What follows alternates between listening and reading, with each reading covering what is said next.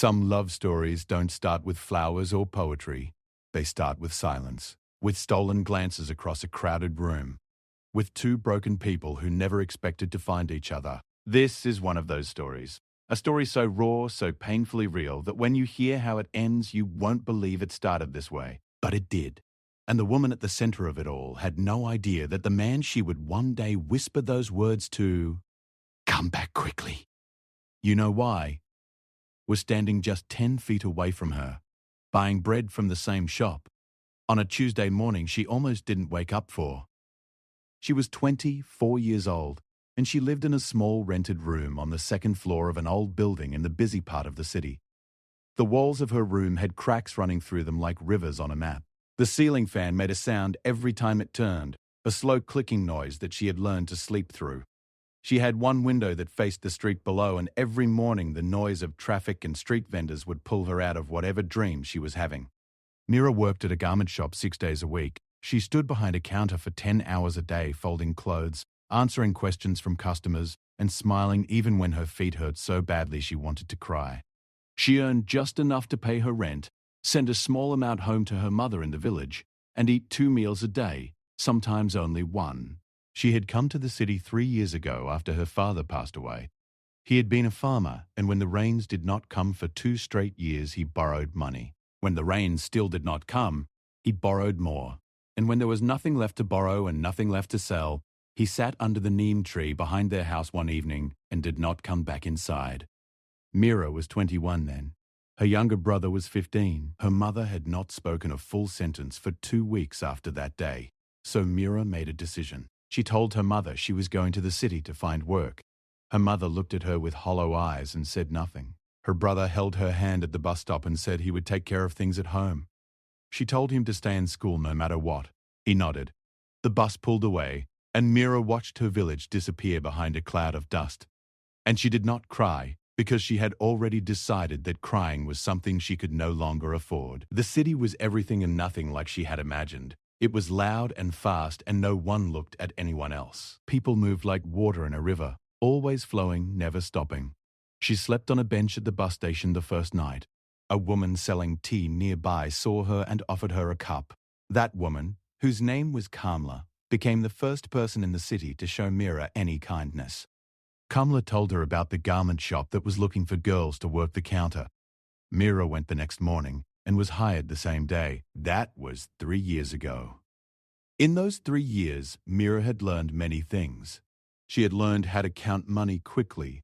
She had learned how to deal with rude customers without losing her temper. She had learned how to walk fast through dark streets at night without showing fear on her face. She had learned how to make rice last for 2 meals by adding extra water. And she had learned something else too. She had learned that loneliness was not just a feeling. It was a weight. It sat on her chest at night when the city went quiet and the clicking of the fan was the only sound in the room. It followed her through the crowded streets where thousands of people walked past her and not one of them knew her name. She did not have friends. Not real ones. The other girls at the shop were friendly enough during work hours, but they had their own lives, their own problems, their own families waiting for them at home. Mira had her phone, and sometimes she would call her mother and listen to her talk about the weather and the neighbors and the price of vegetables. Her mother never asked her if she was happy. Maybe she was afraid of the answer. On the morning, everything changed. Mira almost did not get out of bed. She had been feeling unwell for 2 days, a headache that would not go away, and a tiredness that went deeper than her bones. But she could not miss work. Missing work meant losing a day's pay, and losing a day's pay meant choosing between dinner and the electricity bill. So she got up. She washed her face with cold water. She put on her work clothes. She locked her door and walked down the narrow staircase and stepped out into the street. The bread shop was 3 buildings down from hers. She stopped there every morning to buy 1 piece of bread which she would eat on her walk to work. The man who ran the shop was old and kind. He always gave her the freshest piece without her asking. That morning there was a line, 4 or 5 people waiting. Mira stood at the back and stared at her feet and tried to ignore the pounding in her head. That is when she heard his voice for the first time. He was standing in front of her in the line. He was talking on his phone, and his voice was not loud, but it carried a warmth that made her look up. He was saying something about a delivery that had gone to the wrong address. He was not angry about it. He was laughing. He said something like, "It is fine, these things happen, just send it again." And then he hung up and turned around slightly, and his eyes met hers for just a second. He gave a small nod, the kind strangers give each other when they accidentally make eye contact. And then he turned back. He was tall, not very tall, but taller than her.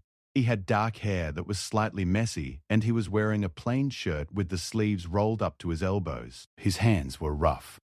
Working hands. He had a face that was not extraordinary in any way, but there was something in it, a kind of quietness, a kind of calm that made you want to look again. Mira did not look again. She looked back down at her feet. His name was Arjun. He was 27 years old. He worked as a delivery driver for a small logistics company that operated out of a warehouse on the edge of the city. He drove a van 6 days a week, delivering packages to homes and offices and shops. Before that, he had worked at a construction site. Before that, he had worked at a roadside food stall. Before that, he had been a boy in a village not very different from Mira's village, with a father who drank too much and a mother who prayed too much, and a childhood that was more about surviving than living.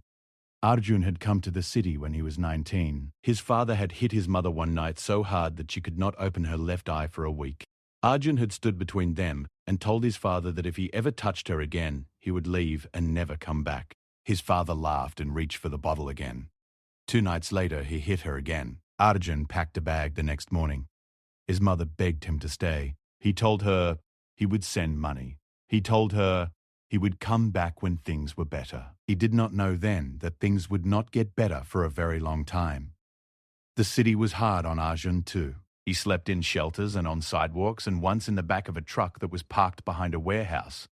He worked any job he could find. He carried bricks. He washed dishes. He loaded trucks. He never complained, not because he did not feel the pain, but because he had learned very early that complaining did not make the pain go away. Only working did. Only moving forward did. By the time he was 25, he had saved enough to rent a small room of his own. It was not much. A bed, a chair, a small stove in the corner, but it was his.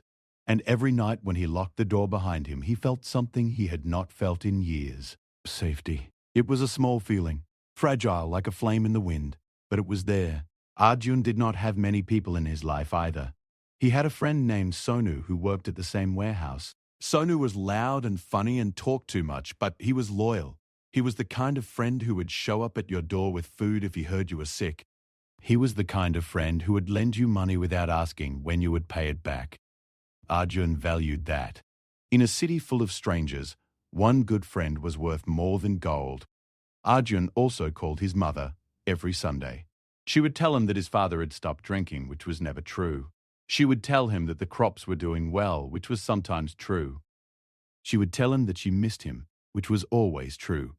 He would tell her that he was fine and that the city was treating him well. This was mostly true. He was surviving. And for someone like Arjun, surviving was enough. On the morning he stood in line at the bread shop, Arjun was thinking about a package he had to deliver to an address on the other side of the city. It was a long drive and the traffic would be terrible. He bought his bread, said thank you to the old man behind the counter, and walked out. He did not think about the girl who had been standing behind him in line. He did not notice her looking up at him when he spoke on the phone. He did not know that in a few weeks, that same girl would become the most important person in his life. But the city has a way of bringing people together. Not gently. Not with music and soft lighting. The city brings people together the way it does everything else. Roughly. Unexpectedly, without asking permission. It happened on a Thursday evening, 14 days after they had stood in the same line at the bread shop. Mira was walking home from work. It was late, almost 9 o'clock. The shop had been busy and the owner had asked her to stay an extra hour. She was tired and her feet ached and she was thinking about the leftover rice in her room and whether it had gone bad in the heat. She took her usual route through the side streets. It was darker here but shorter. She walked fast, her bag held tightly against her side. She knew these streets. She had walked them hundreds of times. But that night, something was different. There were 3 men standing at the corner near the closed hardware shop.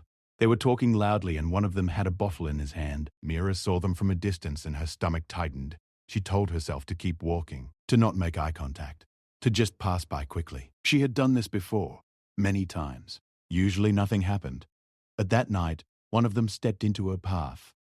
He said something to her, something she did not want to hear, something that made her skin crawl. She tried to walk around him. The second man moved to block her. The third one laughed. Mira's heart was beating so fast she could feel it in her throat. She opened her mouth to scream, but the first man grabbed her arm and pulled her toward the dark space between two buildings. And then there was a sound, a loud sound, the screech of brakes. A van had stopped in the middle of the narrow street, its headlights cutting through the darkness like two bright eyes. The driver's door opened and someone stepped out. It was Arjun. He had been driving back to the warehouse after his last delivery. He had taken this side street to avoid the traffic on the main road. He had seen the men surrounding the girl, and for 1 second, just 1 second, a part of him thought about driving on. It was not his business. The city was full of trouble, and getting involved in trouble was the fastest way to get hurt. He knew this. Every person who had survived in this city knew this. But then he saw the man grab her arm, and something inside Arjun shifted. Something old and deep. Something that remembered the sound of his mother crying behind a locked door. Something that remembered the feeling of being too small and too weak to stop the pain. He was not too small anymore, and he was not weak. He walked toward them. His steps were steady. His face was calm. He did not shout. He did not threaten. He just walked up to the man who was holding Mira's arm and said in a voice that was quiet but firm, "Let her go." The man looked at him. He was bigger than Arjun. He smiled the kind of smile that people smile when they think they are in control. He said, "Who are you? Her husband?"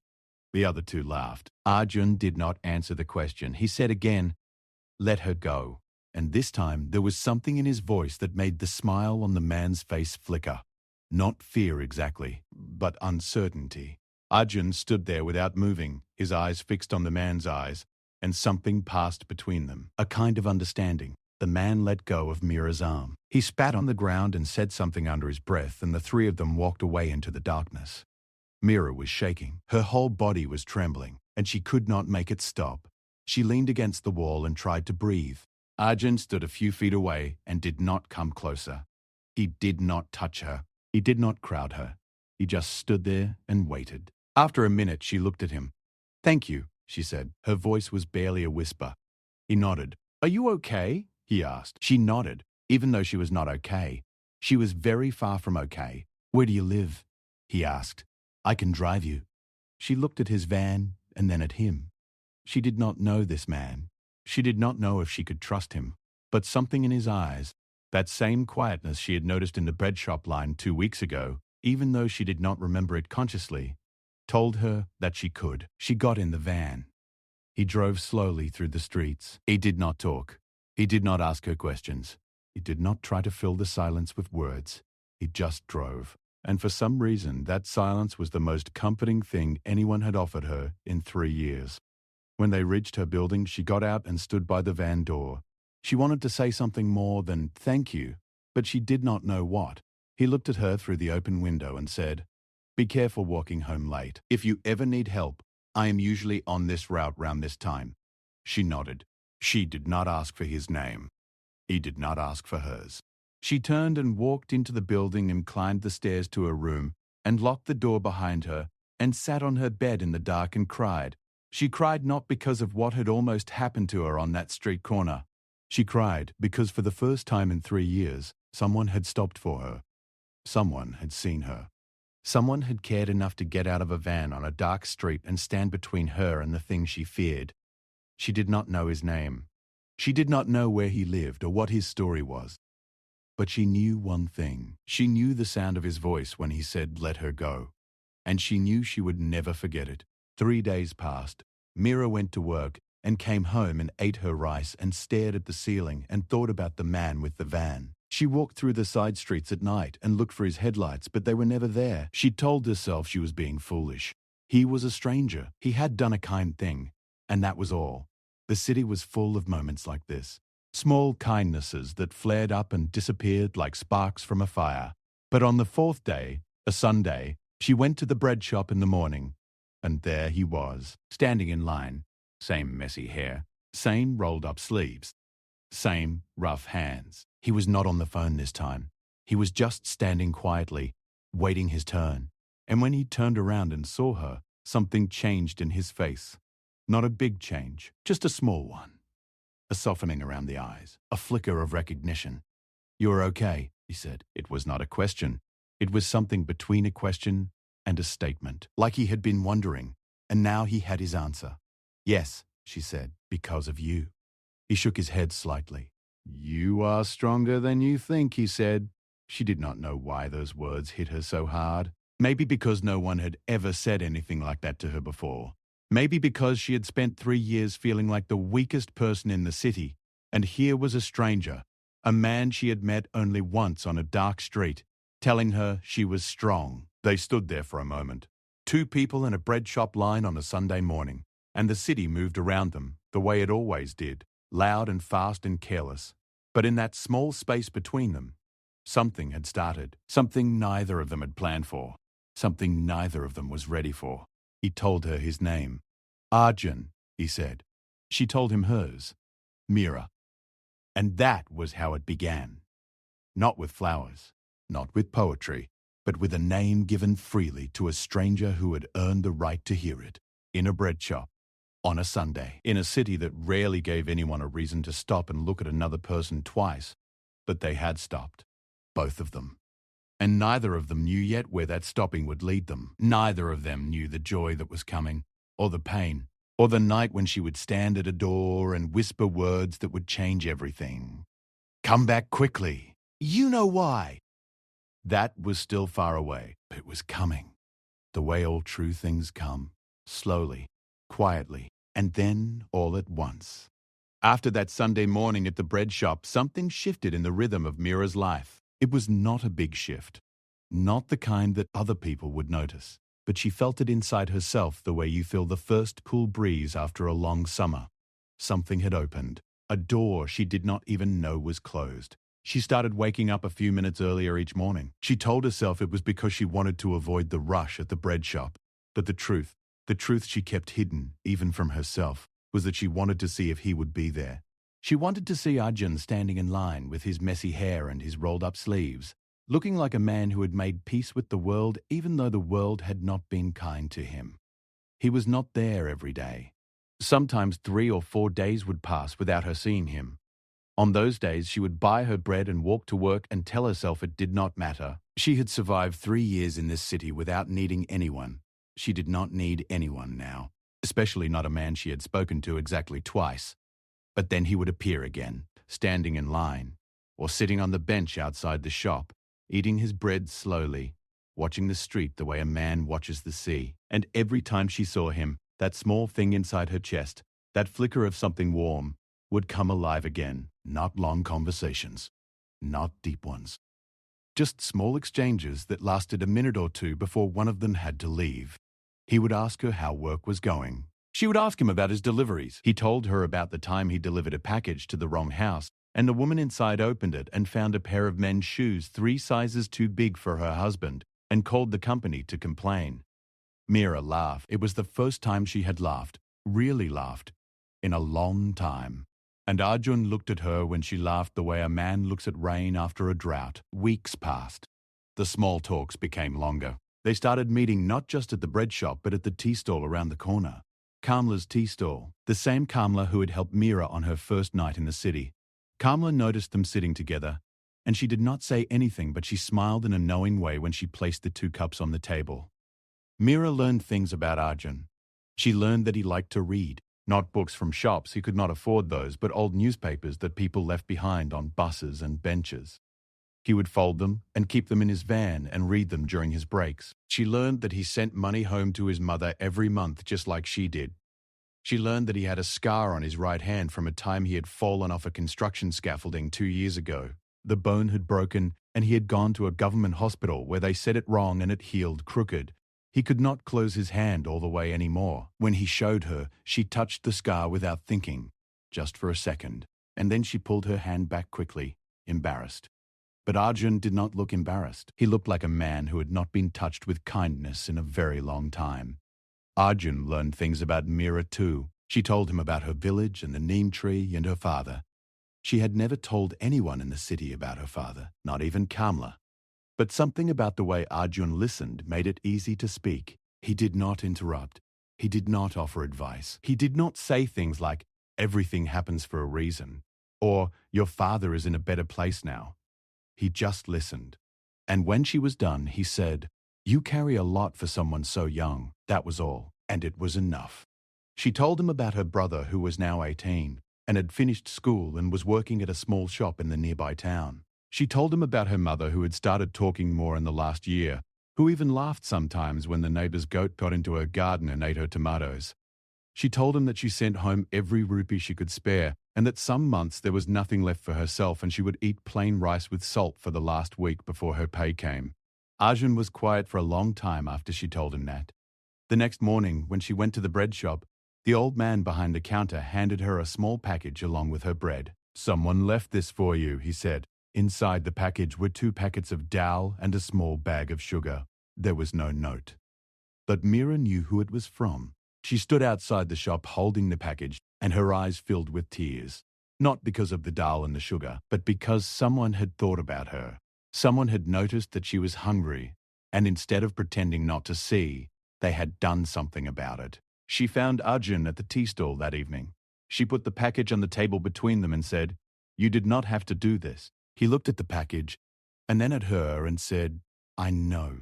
She said, "I cannot take this. You work hard for your money." He said, "So do you." And then he said something that she would remember for the rest of her life. He said, "Mira, I have been alone in this city for 8 years. I have earned my money and spent my money and saved my money. But I have never had a reason to give my money to someone.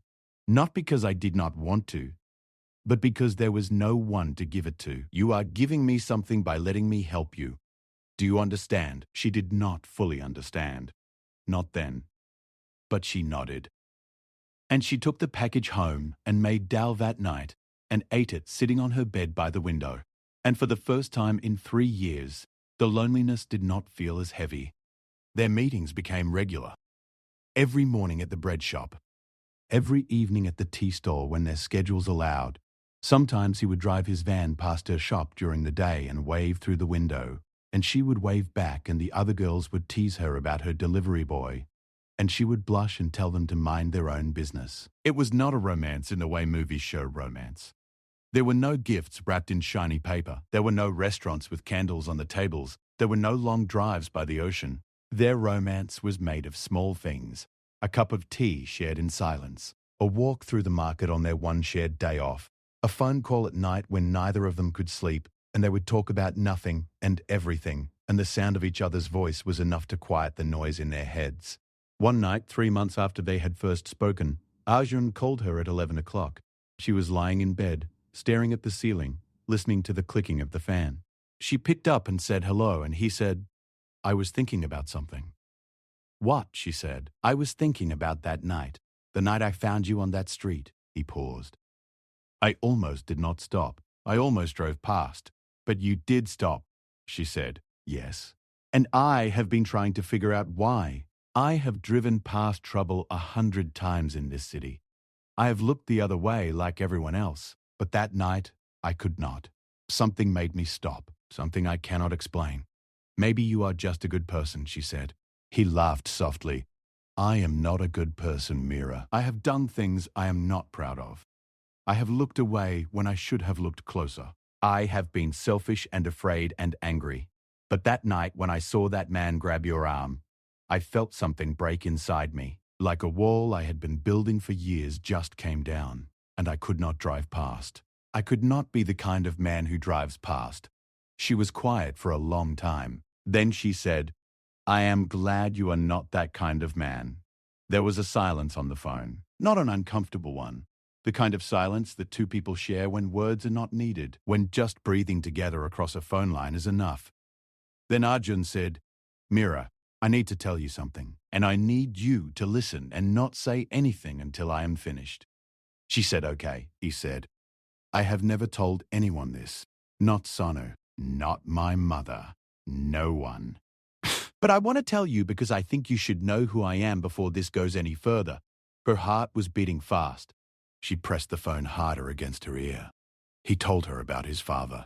Not the version he told most people, The short version, where he said his father drank and his parents did not get along and he left home at 19.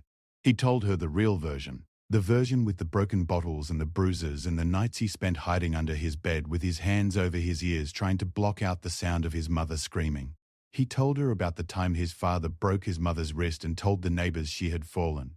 He told her about the time he came home from school and found his mother sitting on the kitchen floor with blood coming from her lip and his father asleep on the cot like nothing had happened. He told her about the shame, the deep, burning shame of being the son of a man like that. The shame that made him feel like he was carrying something dirty inside him, something inherited, something that might one day come out of him too. And then he told her the thing he had never told anyone. He told her that on the night he left home, the night after his father hit his mother for the last time, Arjun had stood over his father while he slept. His father was drunk and passed out on the cot. Arjun had stood there with his fists clenched and his whole body shaking, and a voice in his head saying, "Do it. End it. Make him stop." He stood there for 10 minutes, the longest 10 minutes of his life, and then he unclenched his fists and picked up his bag and walked out the door and never went back. "I am telling you this," he said, his voice breaking slightly, "because I need you to know that I am not what you think I am. I am not some hero who saved you on a dark street. I am a man who almost did the worst thing a person can do.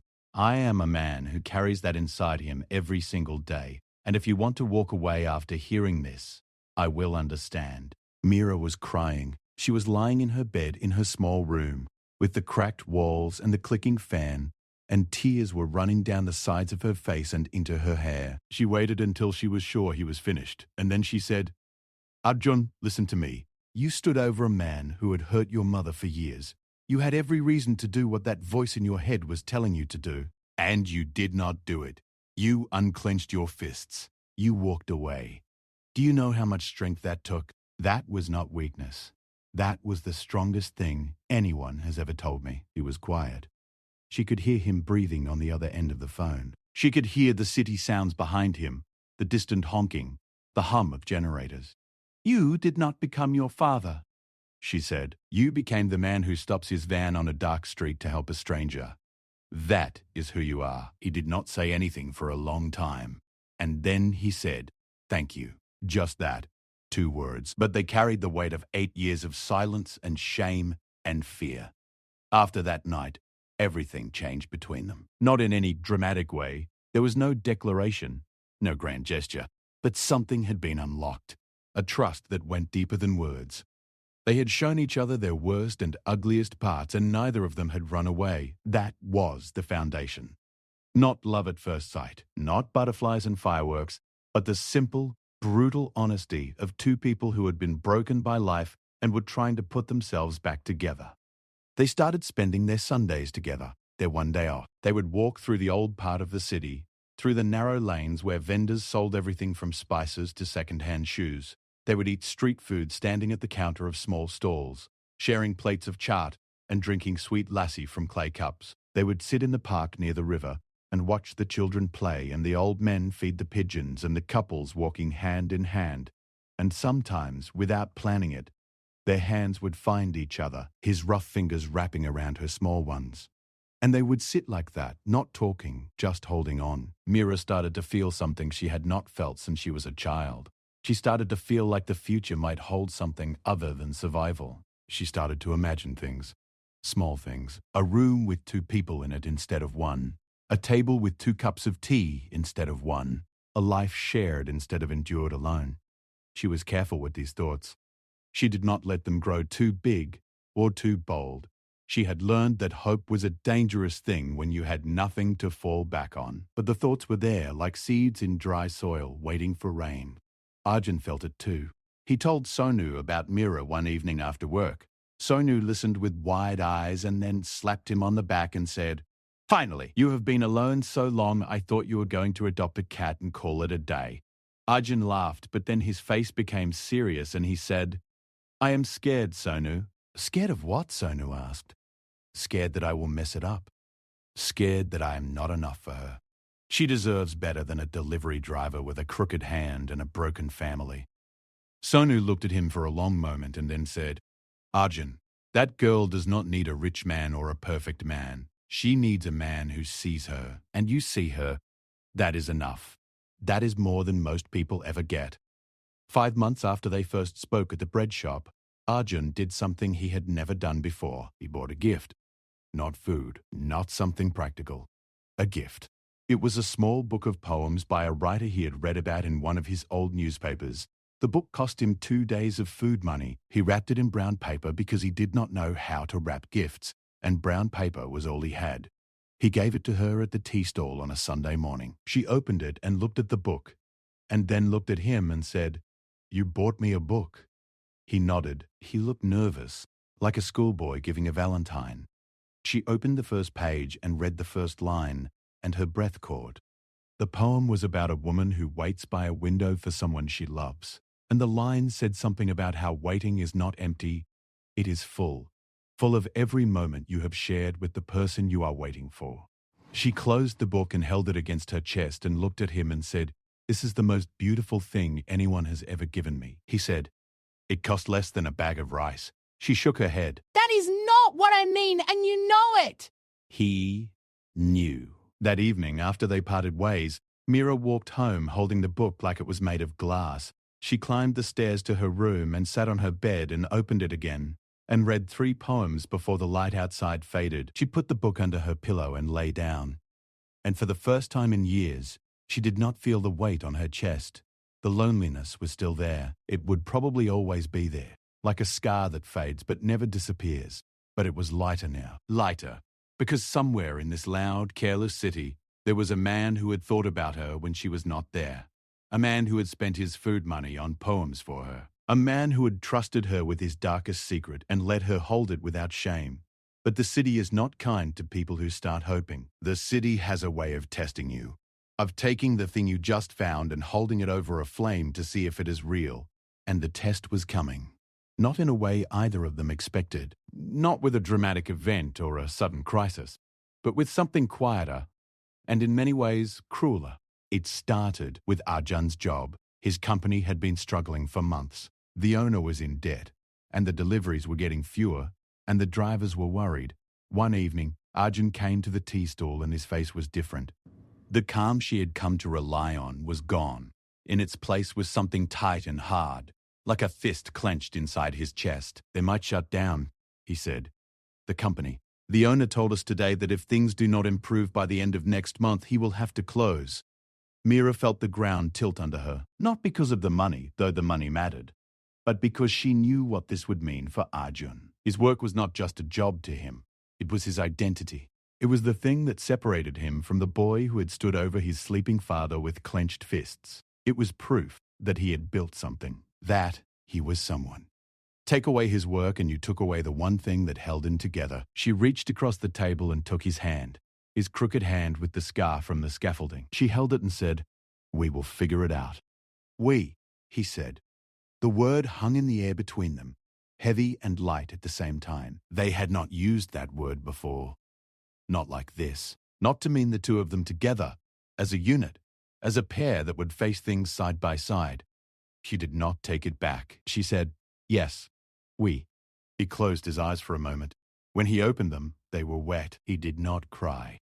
He had not cried in years. But his eyes were wet and he held her hand tighter and said, "I do not deserve you, Mira." She said, "Stop saying that." He said, "I mean it." She said, "I know you mean it. That is why I am telling you to stop. You are a good man, Arjun. The best man I know. And if this company closes, you will find another job. And if that one closes, you will find another. Because that is what you do. That is what we do. We survive. We keep going. And now we do not have to keep going alone." He looked at her across that small table at Kamla's tea stall with 2 cups of tea growing cold between them, and the noise of the city all around them. And he said 3 words he had never said to anyone in his life. He said, "I love you." He said it simply, without drama, without a speech, the way he did everything, quietly, honestly, like placing a stone on the ground and letting it speak for itself. Mira looked at him, and the whole world went still. The traffic stopped. The vendors stopped shouting. The city stopped spinning. Everything stopped. And in that stillness, she heard her own heart beating, and she heard his breathing, and she heard the truth that had been building between them for months, brick by brick, word by word, touch by touch. She said, "I love you too." And Kamla, standing behind the counter pretending not to listen, wiped her eyes with the edge of her sari and poured them fresh tea without being asked. But love, as Mira and Arjun would soon learn, does not protect you from the world. Love does not pay the rent. Love does not stop the company from shutting down. Love does not stop the thing that was coming, the thing that would test everything they had built, everything they believed about each other, everything they thought they knew about survival and strength and what it means to hold on when letting go would be so much easier. The storm was gathering, and neither of them could see it yet. But it was there, just over the horizon, moving toward them with the same steady certainty that had brought them together in the first place. And when it arrived, it would ask them a question that no amount of love could answer easily. It would ask them what they were willing to give up in order to keep what they had. The company shut down on a Wednesday. Arjun had known it was coming. They all had. The deliveries had slowed to a trickle, and the warehouse had grown quieter each week, like a body losing warmth. The owner gathered the drivers together in the morning and told them he was sorry. He said the word sorry 4 times in a speech that lasted less than 2 minutes. Then he handed each of them their final pay in brown envelopes and shook their hands and walked back into his office and closed the door. Arjun stood in the parking lot holding his envelope. Sonu was beside him. Neither of them spoke for a while. The other drivers drifted away one by one, some making calls, some lighting cigarettes, some just standing there looking at the ground the way men look at the ground when they do not want anyone to see their face. Sonu spoke first. He said, "So what now?" Arjun said, "I do not know." Then he said, "My cousin knows a man who runs a transport company on the highway side. Bigger operation, more trucks. I can ask if they are hiring." Arjun looked at him. "For both of us?" he asked. Sono smiled. "Of course for both of us. What do you think I am going to do? Leave you behind?" Arjun put his hand on Sonu's shoulder and squeezed. He did not say thank you because with Sonu he did not need to. They had been through enough together that words like thank you felt too small. But the transport company on the highway side was not hiring. "Not right away," Sonu's cousin said. "Maybe in a month or 2, when the busy season started. Maybe." That word sat in Arjun's chest like a stone. Maybe was not rent money. Maybe was not food on the table. Maybe was not the money he sent to his mother every month. He did not tell Mira right away. Not because he wanted to hide it from her, but because he needed a day to sit with it himself. He needed a day to feel the full weight of it before sharing it with someone else. So he spent that first night alone in his room, sitting on the edge of his bed, counting the money in the envelope. It would last him 3 weeks, maybe 4 if he was careful. After that, nothing. He thought about going back to the construction sites. He had done it before, but his hand, the crooked one with the scar, made heavy lifting difficult. The last time he had tried, the pain had been so bad he could not sleep for 2 days. He thought about the food stall work he had done as a teenager. Standing over a hot stove for 12 hours a day for less money than he made driving. He thought about going back to the village and his father and the darkness there, and his stomach turned. He did not sleep that night. He lay on his back and stared at the ceiling and listened to the sounds of the city outside his window. A dog barking, a motorcycle passing, someone's radio playing a song he did not recognize. The city did not care that his life had just fallen apart. The city never cared. That was the first lesson it taught you, and the one it never let you forget, he told Mira the next evening at the tea stall. She listened without interrupting. When he finished, she did not panic. She did not cry. She did not say, "It will be okay," the way people say it when they do not know what else to say. Instead, she said, "How much do you have?" He told her. She did the math in her head. She was good with numbers. Years of counting money at the garment shop had made her fast. She said, "Okay, here is what we do. You stop sending money home for 1 month. I know that is hard, but you need the money here right now. I will send a little extra to your mother from my pay to cover the gap. It will not be the full amount, but it will be something. You cut your food costs. I will cook for both of us. It is cheaper to cook for 2 than to buy from stalls. That gives you 4 weeks, maybe 5 to find work." Arjun stared at her. "You cannot use your money for my mother," he said. She looked at him with those steady eyes of hers and said, "Why not?" "Because it is not your responsibility." She leaned forward across the table. "Arjun," she said, "you told me you love me. I told you I love you. What do you think love means? You think it means sitting across from each other drinking tea on good days and then walking away on bad days? That is not love. That is entertainment. Love means I carry what you carry. Your mother is my family now. Whether you have decided that yet or not, I have." He opened his mouth and closed it again. He looked down at his hands, the crooked one and the straight one, and he nodded slowly. "Okay," he said. "Okay." And so they entered the hardest chapter of their story.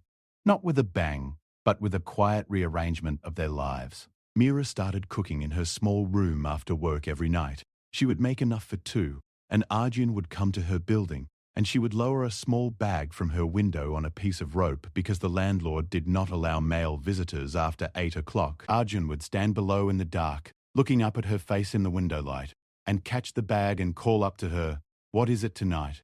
And she would say, "Dal and rice," or sometimes she would say, "Potatoes and chapati," and once she said, "Just rice and pickle and I am sorry." He said, "Do not be sorry. I have eaten worse things than rice and pickle." And she laughed from the window, and the sound of her laughter fell down to him like something warm, and he carried it home with him through the dark streets.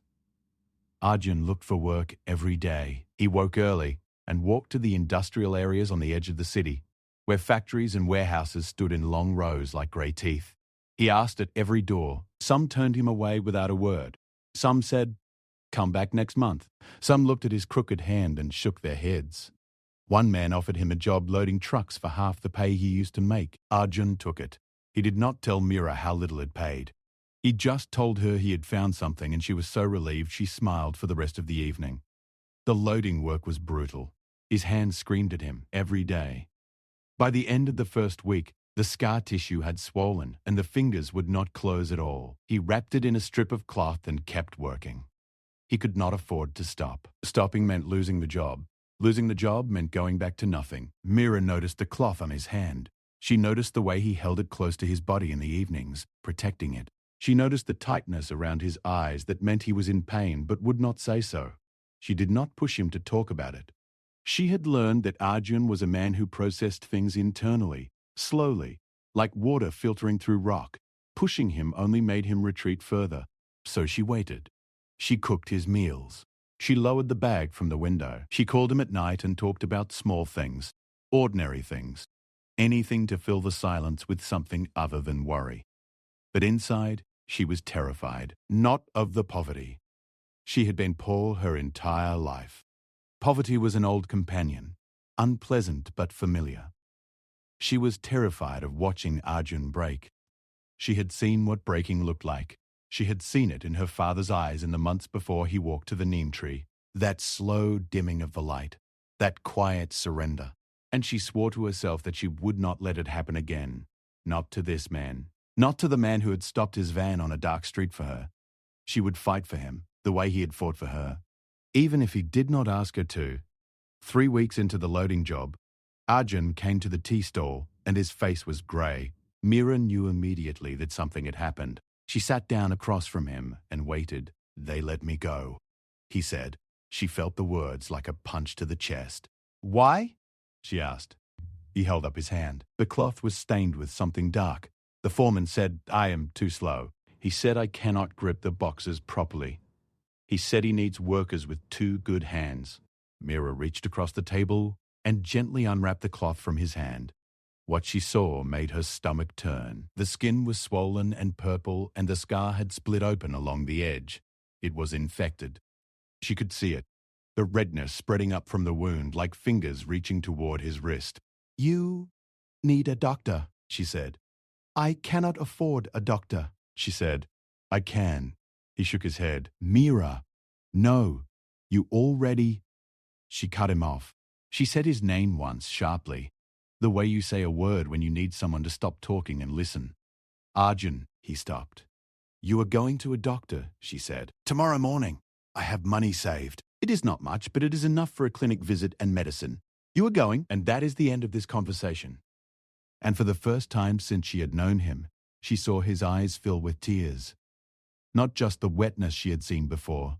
That night on the phone when he told her about his father, real tears. They spilled over his lower lashes and ran down his face, and he made no move to wipe them away. He just sat there, this man who had survived construction sites and his father's fists and the loneliness of 8 years in a city that did not care about him, and he cried in a tea stall in front of the woman he loved because she had told him she was going to take care of him, and he did not know how to receive that. He had never learned how to receive that. Mira moved her chair around the table so she was sitting beside him instead of across from him. She put her arm around his shoulders and pulled him close, and he leaned into her, and she held him, and the city went on around them, loud and fast and careless as always, and Kamla behind the counter turned away and busied herself with cups that did not need washing. She took him to the clinic the next morning, a government clinic where the lines were long and the walls were cracked, and the doctor looked tired but capable. The doctor examined his hand and said the infection needed antibiotics and rest. No heavy work for at least 2 weeks. He wrote a prescription, and Mira paid for it with money she had been saving to send home to her mother. She did not hesitate, not for 1 second. For the next 2 weeks, Arjun rested. It was the hardest thing he had ever done. Harder than the loading work, harder than leaving home. For a man who had defined himself by his ability to work, to earn, to survive through sheer physical effort, sitting still felt like drowning. He paced his small room. He cleaned things that did not need cleaning. He read his old newspapers until the words blurred. And every evening, Mira came to see him. She brought food. She brought tea. She brought herself. And that was enough to get him through one more day. During those 2 weeks, something happened that neither of them had planned. They talked more deeply than they ever had before. Not about their pasts. They had already done that. But about their future. For the first time, they allowed themselves to speak openly about what they wanted, not what they expected, because expectations in their world were small and carefully controlled things, but what they wanted. The difference is enormous. Mira said she wanted a home, not a big one, a small place with a kitchen she could stand up in, and a window with sunlight in the afternoon. She wanted to buy a sewing machine and take in alterations from the neighborhood women, because she was good with a needle, and it was something she could do in the evenings after work. She wanted her mother to visit once, just once, so she could see that her daughter was safe. Arjun said he wanted to start his own delivery service. Just him in a rented van at first. Small deliveries for local shops. He knew the routes.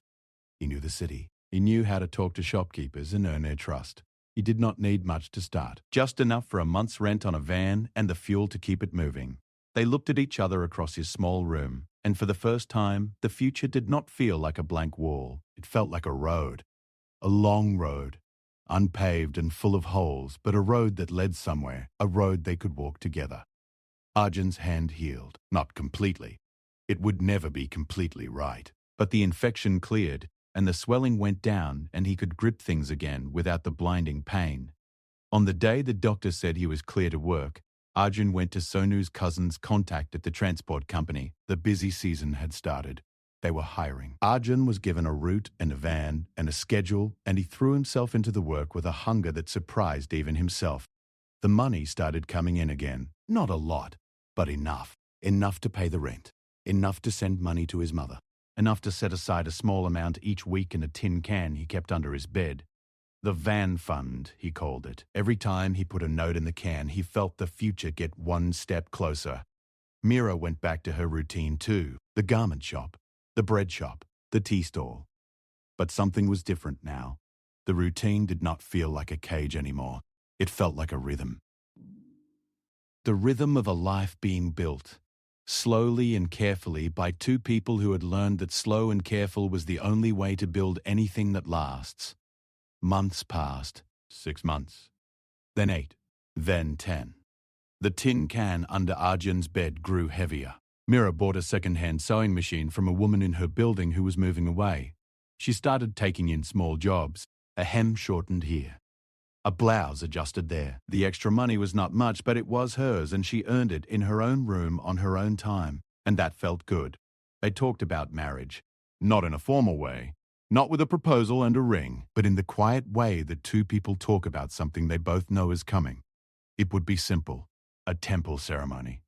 A few friends. Sonu would be there, of course, and Kamla. And maybe, if they could arrange it, Mira's mother and brother. One evening, almost a year after they had first spoken at the bread shop, Arjun told Mira he was ready. He had saved enough for 2 months' rent on a van. Sanu had agreed to help him find clients. He was going to hand in his notice at the transport company and start his own delivery service. Mira looked at him and she saw the fear in his eyes and the hope behind the fear and the determination behind the hope. She saw the boy who had stood over his sleeping father and walked away. She saw the man who had stopped his van on a dark street. She saw every version of him, the broken ones and the brave ones, and she loved all of them. She said, "Do it." He said, "What if I fail?" She said, "Then you try again." He said, "What if I fail again?" She said, "Then you try again." He laughed, his real laugh, the one that came from somewhere deep inside him, the one she had heard only a handful of times, the one that made his whole face change. And then he took her hands, both of them, and held them in his, the crooked one and the straight one together, and he said, "I am going to build something, Mira, for us. I promise." She believed him, not because the promise was grand, but because the man making it had never broken a promise in his life. She knew this about him, the way she knew the sound of rain on a tin roof. It was just true. He started the delivery service the following month, a rented van, a mobile phone, a notebook where he wrote down orders and addresses and routes. His first client was the bread shop owner, the old man who had given Mira fresh bread every morning for 3 years. The old man needed flour and sugar delivered from the wholesale market twice a week. It was a small job, barely enough to cover the fuel, but it was a start. The second client came through Sonu, a hardware shop that needed supplies moved from the warehouse district. The third came through the hardware shop. Word of mouth.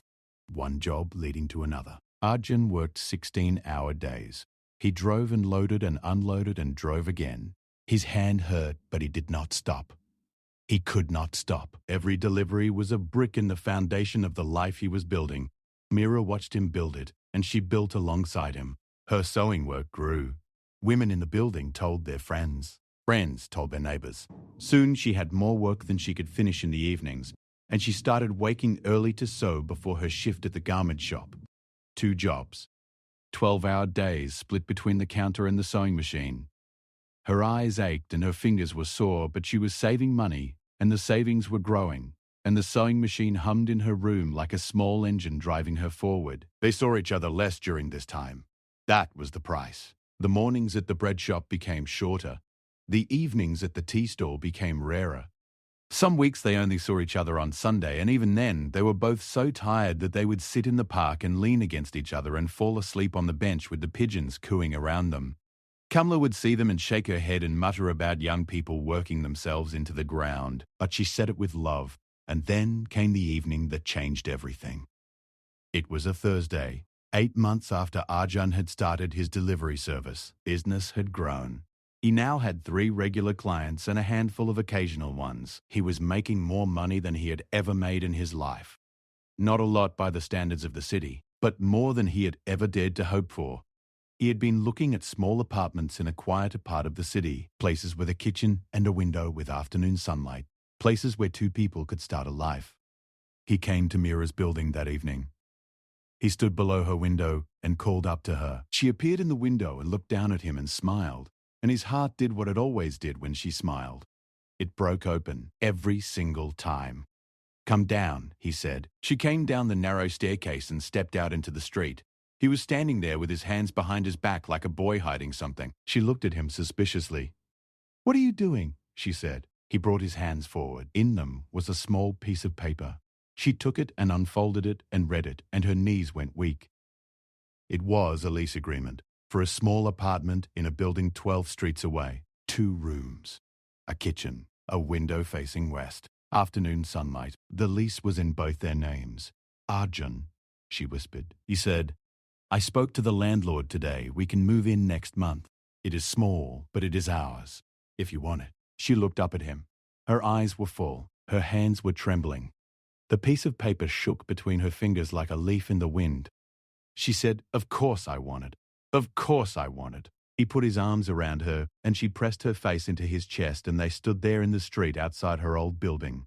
Two people who had come to this city alone and broken and afraid, holding each other while the city roared around them, and for once the city did not feel cold. They moved in on a Sunday. Sonu helped carry the few things they owned. Mira's sewing machine, Arjun's tin can of savings, now empty because it had been spent on the deposit, a mattress they bought second-hand from the market, 2 pots, 1 pan, a set of plates that Kamla gave them as a gift, wrapped in newspaper with a note that said, "Cook with love and everything tastes better." The apartment was small, but it was theirs. Mira stood in the kitchen and turned in a circle and said, "I can stand up straight. The ceiling is high enough." She said it like it was the most wonderful thing in the world, and to her it was. That first night, they sat on the floor of their new apartment because they did not have chairs yet. They ate dal and rice from Kamla's plates and drank tea from cups that did not match. The window was open and the evening air came in, and it was warm and smelled of jasmine from the plant on the neighbor's balcony. Mira looked at Arjun across the small space between them. He was leaning against the wall, his legs stretched out, his crooked hand resting on his knee. He looked tired, but he looked peaceful. The tightness that had lived in his face for so long, the tension of a man always bracing for the next blow, was gone. In its place was something soft, something open, something that looked like home. She put down her plate. She moved closer to him. She took his face in her hands, this face she had come to know better than her own, and she kissed his forehead. Then she kissed the scar on his hand. Then she looked into his eyes and said, "We made it." He said, "We are still making it." She smiled. "Yes," she said, "we are still making it." Later that night, Arjun got a call. One of his clients needed an urgent delivery picked up from a warehouse across the city. A late order that had to go out first thing in the morning. He had to go now, tonight, to collect it and store it in his van for the early morning run. He stood up and reached for his keys. Mira watched him from the doorway of their bedroom. Their bedroom. The words still felt new and precious in her mouth. She leaned against the doorframe and looked at him as he pulled on his shoes. He looked up at her and saw her standing there in the doorway, and the light from the single bulb behind her made her look like something painted, like something from one of those poems in the book he had bought her a lifetime ago. "I will be back in 2 hours," he said. She nodded, and then she said it. The words that had been building inside her since the day he stopped his van on a dark street. The words that held everything she felt, and everything she feared, and everything she hoped for. She said them softly, almost in a whisper, the way you say things that matter too much to say out loud. "Come back quickly," she said. "You know why?" And he heard her. He heard not just the words, but everything behind the words. The years of loneliness. The nights of cooking dal alone. The weight she had carried since she was 21 years old. The fear that good things do not last. The desperate, wild, stubborn hope that this time they would. He stopped at the door. He turned back to her, and he looked at her the way he had looked at her from the beginning. With quiet eyes, with steady eyes. With the eyes of a man who had spent his whole life looking for something to protect and had finally found it. He said softly, "I will hurry back." 4 words, spoken in a voice so gentle it barely disturbed the air, but they carried the weight of everything. Every dark street, every empty room, every crooked scar and cracked wall and brown envelope and lowered bag of food, every tear shed and every tear held back, every promise made and kept, every brick laid in the foundation of this small, imperfect, beautiful life they had built together from nothing. He opened the door and stepped out into the night. She stood in the doorway and watched him go. The sound of his footsteps on the stairs faded. The sound of his van starting drifted up through the open window. The headlights swept across the wall of the room, and then they were gone, and she was alone in their apartment. But she was not afraid, not anymore, because alone did not mean the same thing it used to mean. Alone used to mean empty. Now, it just meant waiting. And waiting, as the poem said, is not empty. It is full. Full of every moment you have shared with the person you are waiting for. She went to the window. She looked out at the street below. The jasmine scent from the neighbor's balcony drifted in. A dog slept under a streetlight. A rickshaw driver pedaled slowly past, heading home. The city was settling into its nighttime rhythm, quieter but never silent, always humming with the lives of millions of people, each carrying their own story, their own weight, their own private hopes. Mira stood at the window and waited for the sound of his van returning. She was not worried. He would come back. He always came back. That was who he was. The man who comes back. The man who stops. The man who does not drive past. She put her hand on her stomach and smiled. There was a reason she had asked him to hurry. A reason she had said, you know why. A reason that was still a secret, still new, still barely real. A small life growing inside a bigger one, like a seed in dry soil that had finally found rain. She had not told him yet. Not in words, but he knew. The way he knew everything about her, quietly, deeply, without needing to be told. He would come back. And she would tell him. And his face would do that thing it did. That softening. That opening. Like a door swinging wide. And he would put his hand, the crooked one, on her stomach and feel the future moving beneath his palm. And the city would go on, loud and fast and careless. But in this small apartment, in this small room with the window facing west and the afternoon sunlight and the sewing machine in the corner and the mismatched cups on the shelf, two people who had come from nothing would hold everything. Not much, but enough. More than enough. Everything.